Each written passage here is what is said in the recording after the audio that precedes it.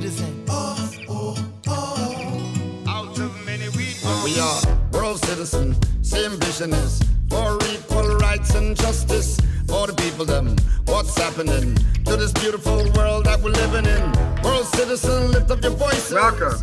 Welcome everyone to another episode of the People Powered Planet podcast, where we focus on solutionaries working on solving the many problems embracing our planet Earth, and sometimes they seem overwhelming and like there's a cascade of problems, and yet the solutions are within our hands, and that's the solutions that we're seeking to discover as we continue this podcast. Today is International Women's Day. Hooray! So today we're going to, as a special treat, we're going to be playing a film that was developed when I was at the Center for Defense Information. The Center for Defense Information was a group of retired military officers in Washington, D.C., headed by Admiral Jean LaRocque. And we had a range of generals and admirals, General Gorwitz, various others, who all realized that the only way to be true to their oath, to protect and defend the United States in a nuclear era, was not to try to fight and win a nuclear war, but to prevent one. And they started this organization to make that point because Admiral LaRocque had been a nuclear war planner in the Pentagon. And like Daniel Ellsberg, he knew that we were on what Daniel Ellsberg calls a doomsday machine. So it's time. It's part of the attempt to turn that around. I was the media director there, and I directed the film War Without Winners when I was working for him. War Without Winners with Paul Newman. Paul Newman was on our board, and if you haven't seen that yet, go to warwithoutwinners.com. A wonderful friend of mine who was part of Center for Defense Information, Admiral LaRocque engaged Charolett Baker, who was the coordinator and organizer of an incredible nuclear war conference that was hosted by Joanne Woodward, and it was held right in the congressional office buildings, right there on Capitol Hill. And this brought together some amazing women. We're going to hear from a few of them when we watch the video here. You'll see some of those highlights. And afterwards, we'll get to hear more from Charolett about what it was like organizing this conference, how they reached out, how the women actually played a key role in stopping nuclear war. You know, we were on a trajectory to nuclear war, and as we've heard in previous podcasts, the movie The Day After, plus the incredible nuclear freeze movement combined, and that movie certainly fueled more and more people into the freeze movement, succeeded in really forcing the hand of governments to get them off that path of heading right into that doomsday machine. And so Charolett, who we will hear from after the film, organized this conference you're about to see. She was at Center Defense, and she was our special projects director. And she also went on after that to be head of the USA-USSR Citizen Dialogue. So crucial, getting US and USSR talking together. That's kind of what helped, the kind of thing that helped lead to Glasnost and toward the fall of the old Soviet Empire. And she also went on after that to be the executive director of Solar Light for Africa. And what they did is provide solar power to health clinics, hospitals, schools, and in these rural areas in Africa where there was no electric grid. There was no other alternative. So Charolett has been a lifelong activist, and we're so proud to have her on our board of Future Wave, the organization that brings you our film, The World Is My Country, and that brings you this film. And right after the video of the incredible conference she organized, we will get to hear from her personally and ask questions. We're going to roll with the film first, and then we'll hear from the wonderful Charolett. More than 100 years after she issued the challenge, we began anew the work called for by Julia Ward Howe. In the name of womanhood and of humanity, I earnestly ask that a general Congress of women without limit of nationality may be appointed and held at some place deemed most convenient and at the earliest period consistent with its objects to promote the alliance of the different nationalities, the amicable settlement of international questions, the great and general interests of peace.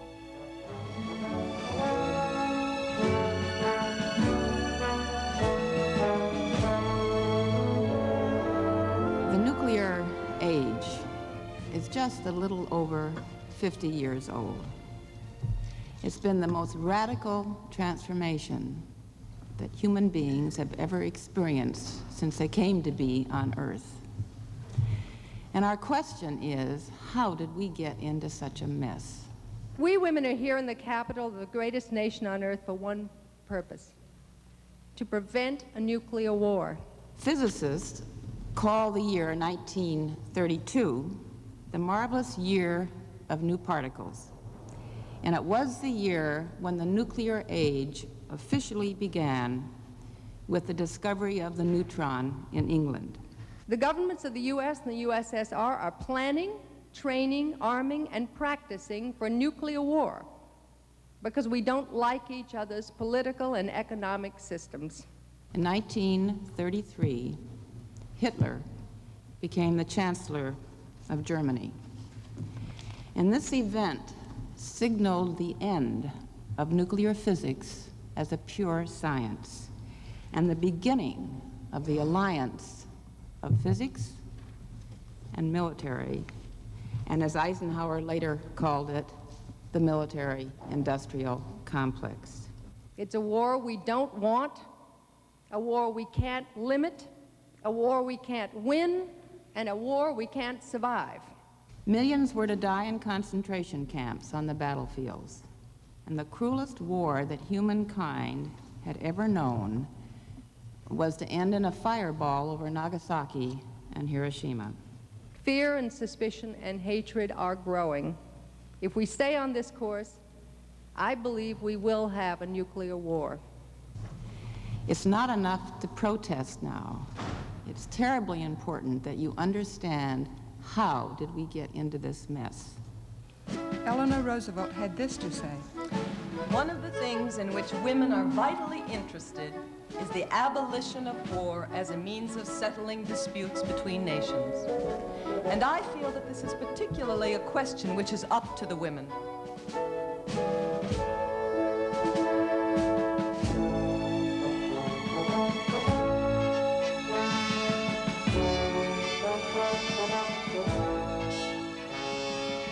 The will to peace has to start with women, and they will have to want peace sufficiently to be crusaders on the subject. It's up to the women. I think that the nuclear issue is one that transcends politics. I think it's on the mind of every woman in our country. I first became aware of the nuclear danger as a young child in elementary school with the Duck and Cover program. I don't remember ever not being aware of it, partly because of my father, I think. As a young child, when we would watch World War II movies, his perspective was always how horrible it was. And he was always very upset by how Hollywood glorified war in particular. I woke up in the middle of the night with the realization that when I was born, there was not a single nuclear weapon on the face of the earth. And now there are over 50,000 nuclear weapons, and that my son had very little chance of reaching my age unless we stopped the arms race and reversed it. My son, who's 7, was brushing his teeth one night, and he said to me, out of the clear blue, he said, "Mommy," he said, "I wish I was born before World War II." And I said, "How come?" And he said, "Because then I wouldn't have to worry about being blown up." It's just, it's psychotic. It's like some kind of suicidal, you know, some death culture of some sort. I was there during quite a bit of the filming of the movie the day after, and it was made very close to where I grew up. And it, I guess just being a part of and seeing that devastation that the movie made prompted me to be interested, and now I serve as president of Kansas Peace Links. The administration saying that there was a possibility that we could have a limited nuclear war and that we could survive it, and they're talking about evacuating Washington to a small town in West Virginia, and that they would forward our mail. I talk to my children about this all the time. I chaired John Anderson's presidential campaign, and it was at that point I heard the reckless talk of a limited nuclear war being winnable. I've always been aware and concerned, but now I'm terrified. 50% of people under the age of 30 believe nuclear war is going to occur in the next 10 years. I was a young person when that bomb was dropped on Hiroshima. I have never forgotten it. I thought it was a tragedy then, and I'm more appalled now that we have not moved in the opposite direction. This morning, there was this air raid siren that went off for a test, and I thought about my daughter. And when I brought her to school this morning, and what was it like, those last moments, and did she know that I loved her? Because, you know, you never really know if it's a test or not. 5 minutes to go. Now I'm trying to remember all that civil defense stuff. Like crawl under your desk, kids, this is no time to play tough. Put your head between your knees, pay attention to the teacher, please. The rest of you stand on the door frame, well, you'll just have to squeeze. They told us this was all that we'd have to know with 4 minutes to go. Our charge today is to explain the women's view on the effects of the nuclear arms race on our society. This is the issue because you can't fight poverty and discrimination, you can't provide health security and decent housing, and you can't have a clean environment in the lengthening shadow of nuclear arsenals. The administration's 5-year defense plan calls for a staggering $1.9 trillion, $23,000 in taxes for every family in the nation over the next 5 years.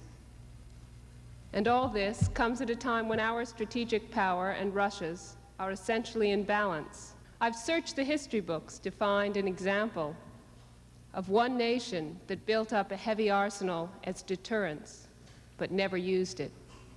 I've yet to find one. But even if these weapons aren't used, every one of us, especially we women, lose out in this massive shift of funds to military spending. Marion Wright Edelman, president of the Children's Defense Fund, reminds us that powder and lead are still being purchased and at enormous cost to families. The United States plans to build about 226 missiles at about $110 million each. For each missile we cancel, we could eliminate poverty in 101 female-headed families for a year. If we canceled the whole program, we could eliminate poverty for all children in the United States twice over and have enough left to send all female heads of low-income families to college for a year. There is a huge profit motive in the arms race. This is what this is all about. And when you talk about it to public, to the average Joe, and you talk about it to the average person, woman, or child, and you talk about it in terms of money, I think they understand it a lot more than we talk about it in terms of philosophy. They understand they're being ripped off. Last year, more than 18 companies got over $1 billion in prime contracts from the Department of Defense. Let me read you a recent Washington newspaper ad. It says, "Defense entrepreneurs, want your own business? Can you command any defense contracts? If you leave government, will you leave friends behind? If so, we'll set you up as a division of a national corporation and give you equity as well as a top salary with tax-sheltered benefits. Curious? For a luncheon discussion, send a brief letter stating your current position, field of interest, and home telephone number. We'll take it from there." And where do contractors like that take it? Sometimes they take us for a ride. I like to carry an example around with me, not a big example of waste like the B-1 bomber. Just a stool cap like these I bought at Lamston's last week. Here, catch one. I bought those for $1 at Lamston's, but be careful, don't drop them. The Pentagon pays $1,118 apiece to Boeing for these.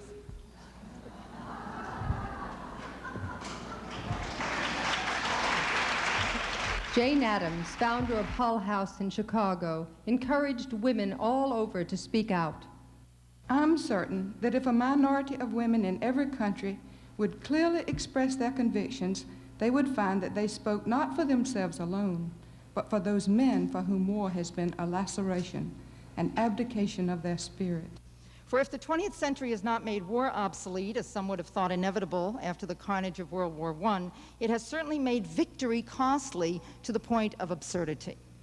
Only the diehards continue to expect victory in Vietnam, or that we prevail in the Iran hostage crisis, and our only victory in the old-fashioned sense of the term was in Grenada, ladies, which tells it all. A generation of Americans has finally comprehended that insofar as deterrence can remove the probability of war, it also removes the possibility of victory, the likelihood that our side, or any side for that matter, will prevail. And in my opinion, the loss of victory, the possibility of victory, is the hardest thing of all for political elites, military strategists, and if I may say so, large portions of the male population to acknowledge and to accept. An overwhelming number of children in this country and in the Soviet Union fear that the world will end in a nuclear disaster in their own lifetime. I want to say that if national policy in domestic terms means being able to go to bed at night unafraid, then I think we can say without fear of contradiction that in terms of our children, this country has no national security policy. 4 minutes to go. Now I'm wondering why I didn't wash the car. I meant to pick some steaks up and I planned to stock the bar. It's funny what you think of when you think the end is near. I really don't believe it though, the signs are pretty clear. I hear the sirens go, but all that I know is I got 3 minutes to go. The scenario that is proposed that will take war into space is the most threatening thing that faces us immediately. And I don't mean threatening in the year 2000 when this is implemented. I mean it is threatening now, because it is the thing that is the most destabilizing. It is an invitation to a preemptive first strike by the Soviet Union, because we will face them with the alternative of hitting us first and being able to damage us, or having us hit them first and they're not being able to retaliate effectively. Since 1945, nuclear weapons have become tools to achieve an ever-expanding collection of military and foreign policy objectives. For nearly 40 years now, the United States has put one burden after another on the back of nuclear weaponry. We started with Western Europe in the 40s, and we've been moving right around the globe. And with every additional commitment we make with our nuclear arsenal, we are increasing the chances that we will use these weapons either by accident or by deliberate decision. Another reason why the anti-satellite weapons are very threatening is because the developments are, in effect, probably violations of the Anti-Ballistic Missile Treaty, to which the United States is a signatory, which limits the development of defensive weapons. And this leads me into my next topic, which are the arguments that have been given for the Strategic Defense Initiative. The initial argument that was given was that this would be a total defense of the United States. It would be a defense through which no missiles would come, and therefore it would make missiles useless, and it would make possible a total disarmament. It very rapidly became clear that this was a totally incorrect assessment of the possibilities. The technical difficulties are staggering. This is not new science. This is pushing existing science and technology to the outer limits, and in some cases what looks substantially beyond the outer limits. It's building mirrors that are optically perfect and 5 times bigger than any optically perfect mirror presently existing on Earth, and pushing them into space without having them destroyed. That's just one example of the kind of thing that is envisaged. In retrospect, and this will surprise you, President Nixon was a great statesman. He had the courage and tenacity to go to China, the biggest communist nation on earth, and make friends with Mao Zedong. He established détente with the Soviet Union and produced 2 excellent arms control treaties, the ABM Treaty and the SALT I Treaty. Now, to trace the dynamics and the history of a nuclear arms race is not just a story of weapons, it's a story of secrecy. It's a story of the breakdown of democratic decision-making. It's the story of an ignorant public. It's the story of the commitment of resources to a foreign policy and a worldview that is based on military superiority. Nuclear arsenals have not contained totalitarian aggression. Military dictatorships have not protected human rights or made the world safe for democracy. On the contrary, the nuclear arms race has infected the policies and the priorities of all nations and created a dangerously overarmed world of increasing tension and violence. President Reagan also believes in Armageddon. Here's a statement from the Chicago Sun-Times. He said, "You know, I turn back to your ancient prophets in the Old Testament and the signs foretelling Armageddon, and I find myself wondering if we're the generation that is going to see that come about. I don't know if you've noted any of those prophecies lately, but believe me, they certainly describe the times we're going through." Caspar Weinberger, when interviewed by some Harvard students recently, he also thought that Armageddon was coming, and in fact, some of these fundamentalist Christians have bumper stickers saying, "I am praying for the Armageddon." 3 minutes to go. I saw the movie on TV and read that famous book with pictures of Hiroshima, so I know how people look. I'd rather have it over pretty quickly if I could. I hope I'm near a target, 'cause I hear their aim is good. I've heard of warheads and war games, but all that I know is I've got 2 minutes to go. The real promise of arms control lies not in the agreements that we see right now, not even in the agreements that we might see for the next 20 years, but in the realization that arms control itself is a psychological leap for two adversaries to make. The very fact that the United States and the Soviet Union want to sit down and even negotiate about their weapons systems is a peculiar thing in the history of adversaries. We're going to have to survive a lot for arms control to ever reach the fruition which I hope it will reach. But let me make a really radical suggestion to you, and that is that it's a really tough process, that it doesn't happen overnight, that the hard reality is that the United States and the Soviet Union, engaged upon this process, can ill afford to keep starting over. When this administration came to power with a, quote, conservative philosophy that said arms control was a bankrupt process, it was actually not at all conservative, it was radical. Because for 20 years and longer, American administrations had been engaged in arms control. The conservative thing to do would have been to keep going. The radical thing to do was to break it off. 2 minutes to go. They heated up about the freeze and peppered us with salt. They tried their best or near, and now they say it's not their fault.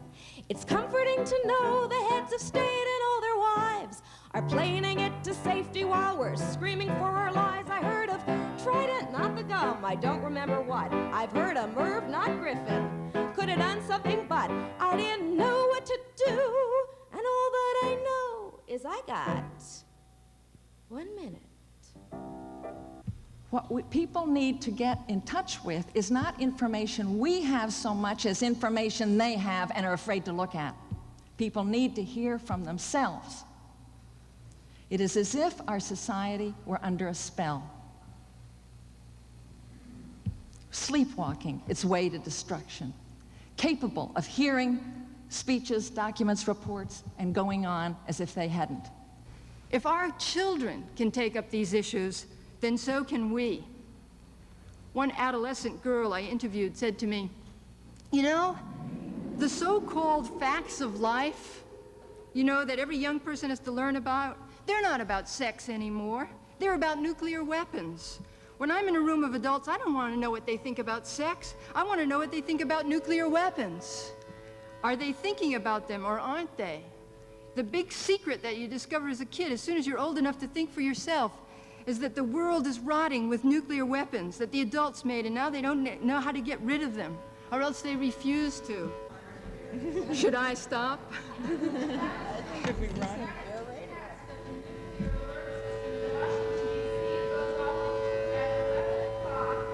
I've never been so eloquently interrupted. 1 minute. My brother's in Connecticut. That's civil defense stuff. I meant to pick some stakes up so I know how people look. It's comforting to know the heads of state, and here we are. And maybe there's still time if I can just get to my car. I've heard of, but all that I know is I got. Betty Bumpers, founder of Peace Links, feels that now our time has come. The time has come when we must ask our leaders to find new ways to settle conflicts. If we put as much time, energy, and money into peace as we do into weapons of destruction, there is no question but that we should find new solutions. I remember soon after the war broke out, the Second War, somebody stopped me on the street and said, well, there's going to be a war. I suppose you're going to shut up shop. I said, do you ever say to a doctor, when an epidemic breaks out, are you going to shut up shop? No. You add to it and you work harder. That's where we are. I am not discouraged. I am frightened, very frightened. I think we're in a very, very dangerous time, and we have a very short time to change it. In the very beginning, the idea was women are different, women are important, women are going to change things. Well, are we? There is no civilizational tradition that does not have imagery about a peaceable kingdom, Zion, the Isles of the Blessed, the Elysian Fields. It is a part of the human capacity to picture us living together at peace. And so I say that one of the very practical things that we need to work at is practicing picturing what the kind of world would be if there were not only no nuclear weapons, but if we were not relying on weapons to solve human problems between nations. If it's immoral to destroy the planet, logically it's immoral to threaten to destroy the planet. And that's a very, very difficult argument to come to grips with, and a very appealing one, frankly. Soviet leadership in recent years has showed and expressed deep concern about the danger of nuclear war, increasingly so, and that it has shown a readiness to negotiate with us. Moreover, it has negotiated agreements with us. The Soviets have, on the whole, observed their arms control agreements. Now, this way of thinking about the Soviet Union, to summarize, is not that it is a benign system or that it has a wholly defensive policy, but that it is necessary, whatever the negative aspects, it is necessary and it is possible to find a common ground with the Soviet leaders in the management and reduction of nuclear war. I feel that our first job is to create a focus on our movement to end the arms race, a political focus. We have lost the MX missile in the House. We have lost the B-1 bomber. We lost on Lebanon. We are losing in Central America. We need more people here who believe that peace is an issue of our time, and the women of this country must support us. We must find the way to bring our concern for peace to the places where the war makers meet, because they're meeting to make war or possibly to regulate it and not to do away with it. And it's never going to happen unless we develop that massive movement of millions that finds its way to be present at every place, so that the world can see that we're not just taking what the male power structure is providing for us. There is no emergency exit on this planet, and how do we get that into their heads? I really want to impress upon you that if we are going to do something about this nuclear arms race, we have to do it not by pushing baby buggies down Michigan Avenue or Connecticut Avenue. We're only going to do it if we are as sharp and as bright and as well informed and as powerful as any other male citizen in this United States. It is time for women to be effectively engaged at every single level of the public debate. And listen finally to Hala from Rochester, New York. I'm on every mailing list for all the causes and issues I believe in, and I am active. I'm on the telephone, at meetings, planning constantly how we in our community can work locally and nationally for all the issues that are linked together: justice, equality, peace, and freedom. Sometimes I may feel pessimistic, defeated, and oh so tired, but I have an optimism of spirit. We all need each other in this if we are to survive. So speak for me, speak for us, speak for the children, and above all, don't stop.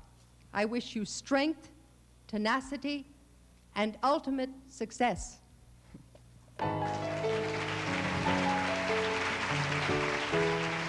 Last night I dreamt I saw my brothers playing, while in the distance a cloud was forming. But last night I dreamt I heard my brothers saying, it's just a game called a war. And they played like they could win it, for their weapons came to thrive. And as they planned, they looked down on their sisters and laughed and said, we'd survive. So it's up to us now, sisters, to stop and start anew. Don't let your brothers be resistors. Come on and show them what to do.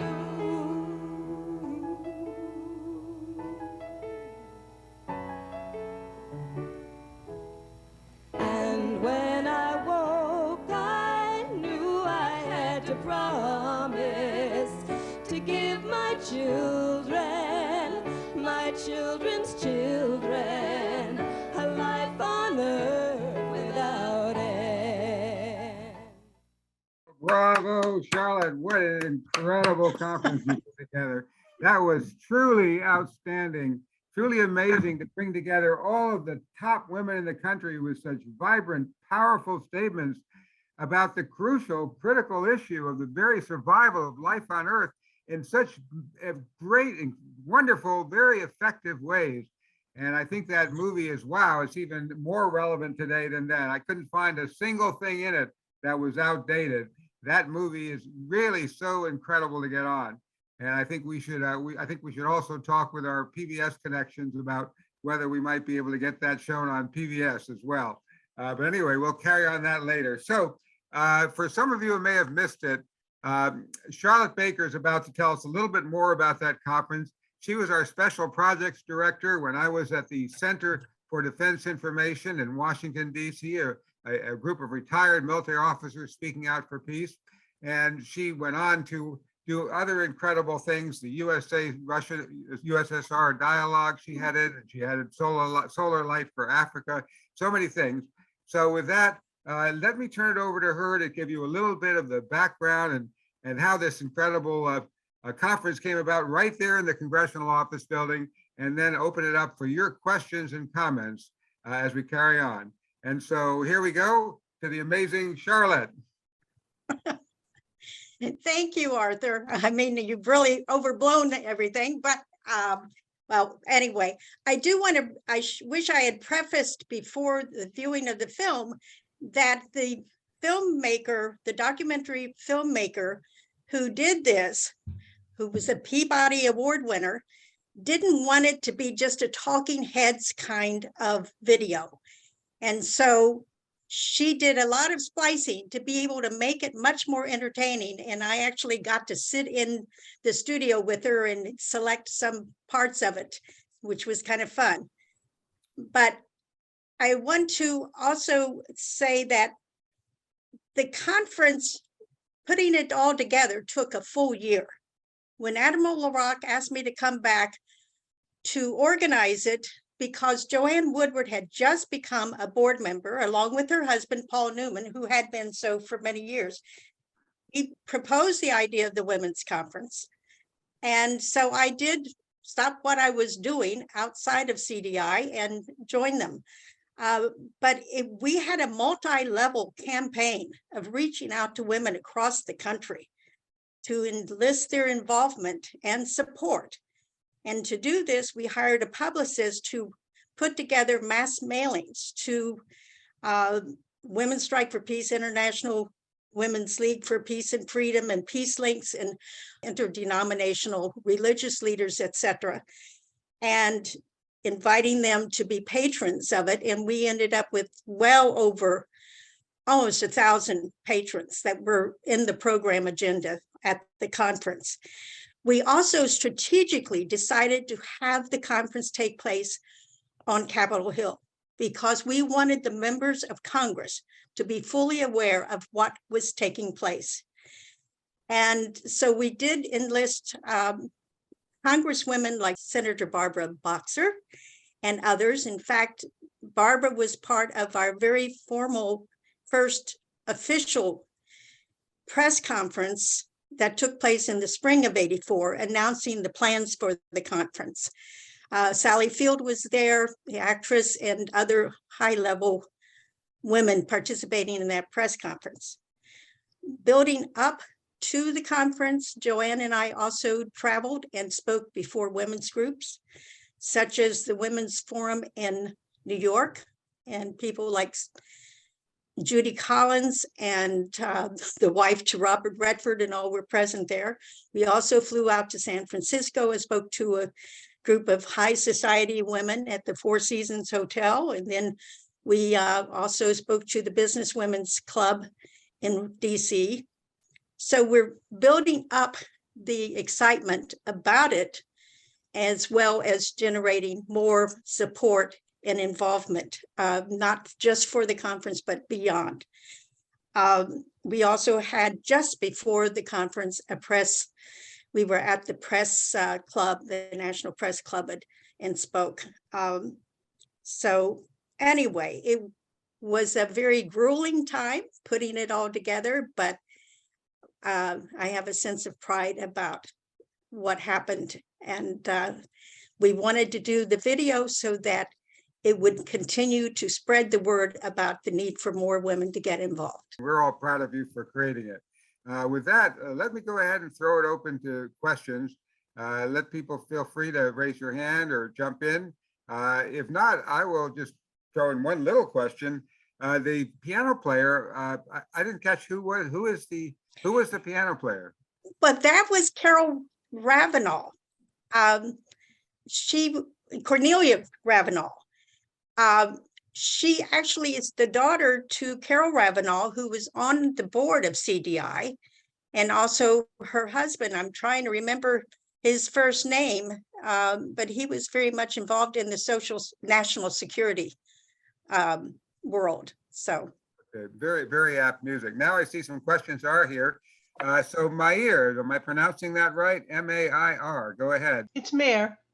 Mayor. Not to minimize your fantastic work that you've been doing pretty much all your life, it sounds like, but can you very, as succinctly as possible, why are things worse? Is it simply greed? Is it simply that the corporations really own the world? I mean, it's worse. Yes. And you have to see that. I mean, you have to see that it's worse. So here you did this wonderful work. People were excited. I don't know really in the long run what happened. What good it did? Well, Mayor, what good it did, because if you can wake up a soul in their lifetime, I think that's a benefit, right? But where did it go? Mayor, I know it's very discouraging, and I feel the same despair that we are possibly in a worse situation, and now with the war between Russia and Ukraine, the likelihood of it becoming even bigger, maybe into another world war, it is very, very discouraging. And I asked myself that same question many times, Mayor, what good did it do? I'd like to think that at the time, in 1984, that was when we did have the nuclear freeze efforts going on. And that continued. I mean, even my stepdaughter rode her bicycle from California, where she was attending college, all the way to DC with collecting nuclear freeze petitions that she delivered to her senator in the Capitol. It's very despairing where we are today. We thought we were making a difference back then. I I think we still have a lot of women out there who was not motivated before to be concerned with this issue. But what can I say? It's very despairing. I'll just jump in briefly to say, yes, it's so easy to get into despair in this current situation because it is, definitely things are getting worse. But I think the key thing is that very often when you look at social change through history, it's just when things reach that critical point of getting worse at the last minute, people do shift. We do have dramatic change. That's when paradigm shift can happen. And that's why we feel it's so important to get out our film with the alternate vision. That was very well stated by one of the speakers, the crucial nature of trying to give people a picture of the alternative of as was mentioned, as the Zion, the Alicia Fields, the kind of future that every religion has depicted as possible, or not every, but most, and Baha'i certainly very strongly. We have a wonderful Baha'i member with us. That it's so crucial now to give people that vision of what to move toward. To me, there are two key things. One, the push me, that is, we got to shove people off their apathy to realize, hey, this is a crisis, and the pull me into that vision of the positive future. So let me go to the next question, and I see that Melanie has her hand raised. Hello, everyone. I'm on my cell phone today. Sorry about that. We see two Melanie, no video on her, no sound on her picture, so she's also calling in on her phone. But we do get to see. Yeah, if that ever happens to you, just call in on your phone so you can participate. Yes, this is what a beautiful, amazing, love this video. It was so powerful, so many great voices, so many wonderful things said. I think it's important for us to realize that, yes, you can always look at things two different ways. You can look at things like it's getting worse or it's getting better. You can have a positive or negative view for anything. And for me, I think people learning about partnerism, the domination, all talked about in the Chalice and the Blade book was incredible. That's very important knowledge to know that we have not always had this military. There's only the solutions that kill people. We haven't. Hasn't always been that way. 4,000 years ago, we were able to collaborate better. We all thought, oh, we better be good to each other because we need to survive together, rather than this competition for resources and things. So I just want to give kudos to Charo for doing this incredible work and having this piece here. It's going to be here on our website forever. You can rewatch it. Please share it with everyone. It's amazing. Charo, yes, back to you. Well, Charo. Getting back to Mayor, one thing that did evolve shortly after the Women's Conference, and I can't say that we take credit for it, but you will recall that Reagan and Gorbachev started having meetings, and there was finally the beginning of the reduction of nuclear weapons, the reduction, I should say, of nuclear weapons. And we do at least still have arms control policies and agreements with Russia. Hopefully it will stay that way, but we have to just look at the positives and just keep persevering. I mean, one thing that Arthur didn't mention in terms of my background is after CDI, I went on to be president of an organization called PAX World Service for 8 years. And we had 3 pillars. One was building bridges of understanding, sustainable development, and support for the United Nations. And I took great pleasure in being involved with that. And we took Americans on fact-finding trips to the Middle East, meeting with heads of state, presidents, kings, all of that, and Knesset members and Shimon Peres and those kinds of things. So you just have to keep persevering. That's all I can say. And we have to have our voices be heard. And Mayor, yes, it's power and greed and egos that are involved, just like Dr. Helen Caldicott said at the Women's Conference. Men simply seem to want to lead the world and take over the world. Sorry, gentlemen. Well, I see the next question is from Jean Stevens, another another fabulous crusader for preventing nuclear war. Go ahead, Jean. Thank you so much. I just am so overwhelmed with this film. And I wanted to interject that at the end of March, I think there's a film that PBS is putting out. And I think it's going to be nationwide viewing about the Peace March. And it had in the title something about madmen because it dealt with Nixon. So this actually was in the 70s. So I thought that this film, and also I put in a link, I wasn't familiar with Samantha Smith until recently.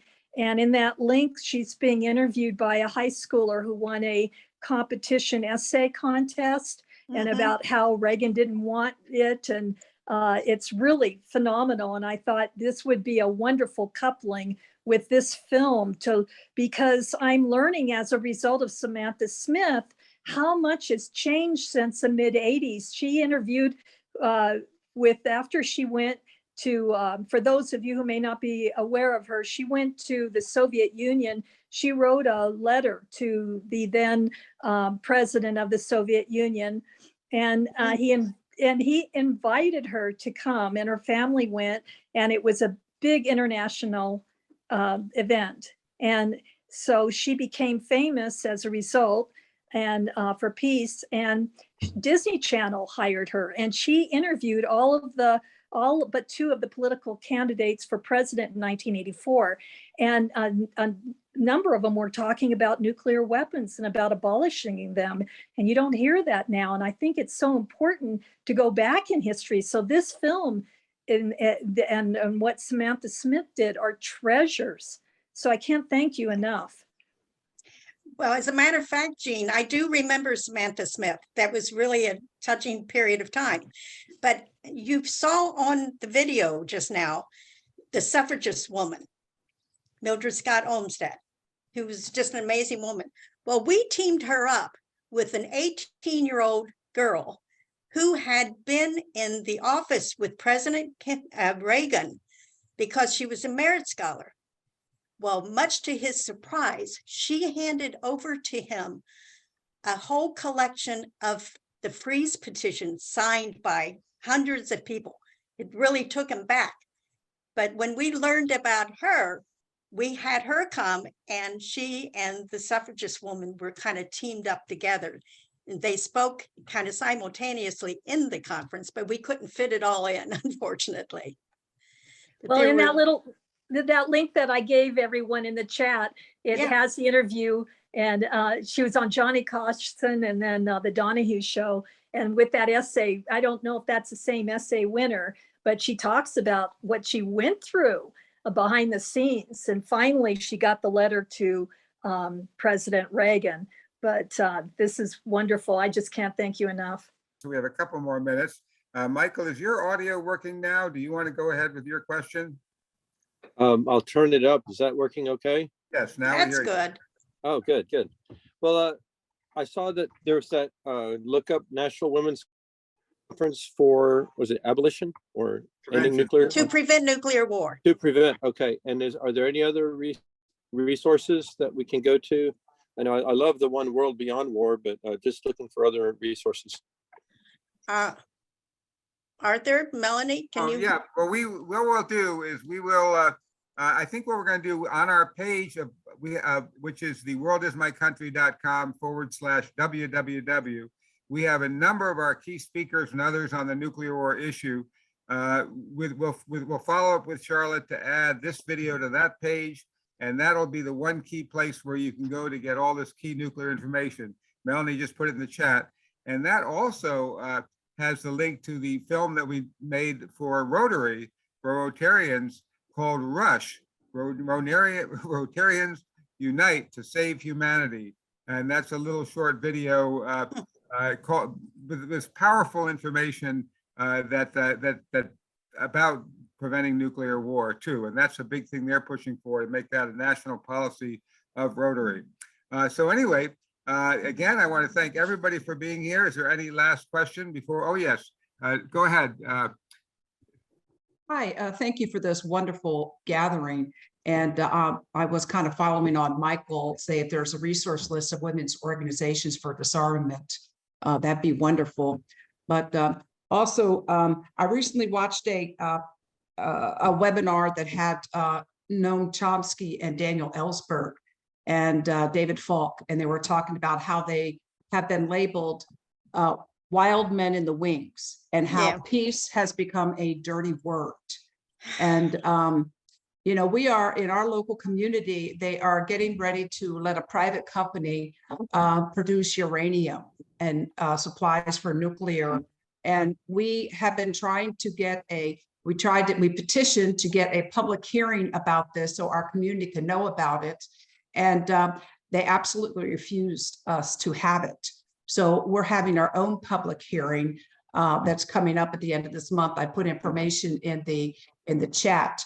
But, you know, NRC can grant licenses without even having a public hearing. And this was potentially poison Chalky River, which is the major water source for one of our biggest communities, Greenville, Tennessee. This is happening in Irwin, Tennessee. So, you know, it's kind of like, you know, if you have peace demonstrations, they can shut you down. If you can want to have a public hearing, you know, we have documentation where they didn't even read the letters. And we have a lawyer, and we're going to have a hearing. But just please send us some good light that this can be revealed. And we're trying to get a CNN Investigates reporter on the case to be able to bring this forward. So anybody has any leads, well, let me know. So thank you so much. Thank you. And boy, that is such an important effort you're doing. And I think it's terrific. Noelle, I don't see your last name on the screen. Did you add that to your note in the chat? What's your last name? Marshall. Noelle Marshall. Stephen put Code Pink as a women's organization for peace. Yes, they are. And in fact, the amazing Medea Benjamin is going to be our speaker on our podcast on April 12th. If you go to theworldismycountry.com/club, you'll see a description of her. And right here at 90 seconds before midnight, with humanity poised at this last moment, Medea is going to come in and talk to us about powerful ways to begin to turn this around. We thank you so much for being with us on this podcast and coming each week to the People Powered Planet. And so with that, I think it's about time to close. If there's no last minute comments or discussions, I just want to thank all of you terrifically for being part of our podcast. Yes, women, you are the key. We are so proud to be allied with you and to back you up as you work to save our planet. And I see that Noelle has put a wonderful heart up. So thank you from my heart to all of yours. Appreciate your being with us here on the People Powered Planet podcast. World citizen, lift up your voices. Oh, you know we got something to say. All we need is the same directions, heading in one way. Thank you for watching. Please subscribe to our channel and like this video.